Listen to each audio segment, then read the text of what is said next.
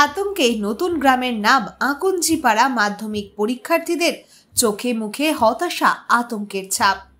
উত্তর চব্বিশ পরগনার বসিরহাট মহকুমার সন্দেশখালী ব্লকের সরবেরিয়া আকুঞ্জিপাড়া দাপুটে তৃণমূল নেতা শেখ শাহজাহানের বাড়ি।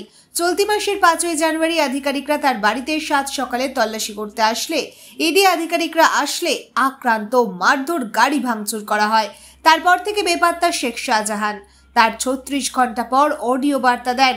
24শে জানুয়ারি ইডি আধিকারিকরা এসে তার বাড়ি তল্লাশি করে তার মূল গেটের তালায় সিল করে, পাশাপাশি নোটিশ বোর্ড ঝুলিয়ে দেয়, সমন জারি করে। দিচ্ছে মাধ্যমিক পরীক্ষাটা ভালোভাবে দিতে পারছি না, তার জন্য আমি চাই যে আগে যেরকম ছিল এখন যেন সেরকমই হয়ে যায়। আতঙ্ক কাজ করছে। হ্যাঁ, কেন, কি সমস্যা হচ্ছে?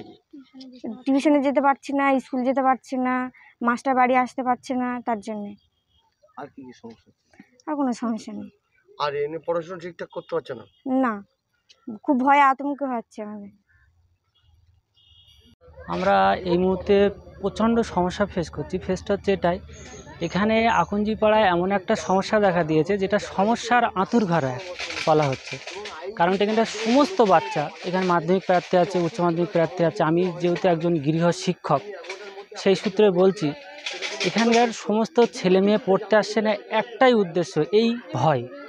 এবং ছেলেমেয়েদের কাছে যদি প্রশ্ন করা হয়, এই একই সমস্যার কথা বারবার তারা বলছে যে আমরা আসতে পারছি না, ভয়। কোনো গাড়ি যদি রাত্রেবেলা আসছে, ছেলেমেয়েরা ভয় থেকে কি করবে ওরা নিজেরাও বলতে পারছে না, ভয়, প্রচণ্ড ভয় পাচ্ছে। আমি গৃহ শিক্ষক হয়ে সরকারের কাছে আবেদন করব যে এই বিষয়টা নিয়ে যেন সরকার দেখেন এবং এখানকার সমস্ত ছেলে মেয়েদের প্রতি যেন সরকার একটা দায়িত্ববদ্ধ নেয়। আমি অনুরোধ করব সরকারের কাছে। আমি একটা গৃহ শিক্ষক হয়ে আমি সরকারের কাছে বারবারের জন্য এই অনুরোধটা রাখছি। আপনার নাম? এমডি মহিদুল আকুঞ্জি। হ্যাঁ, আমরা এই আমাদের বাচ্চাদের এই যে আতঙ্কের ভিতরে আছি, আমাদের বাচ্চাদের পড়াশোনার জন্য উচ্চ মাধ্যমিক পরীক্ষা এদের 1 তারিখ 2 তারিখ পরীক্ষা এদের।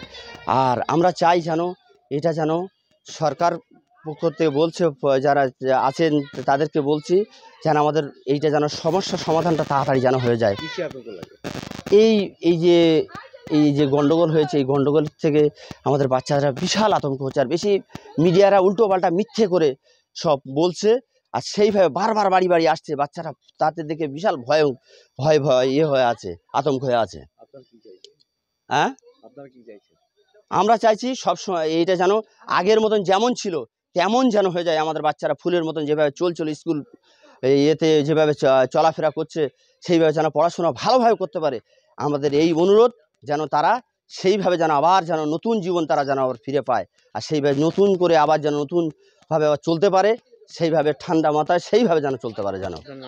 আমার নাম আমিন।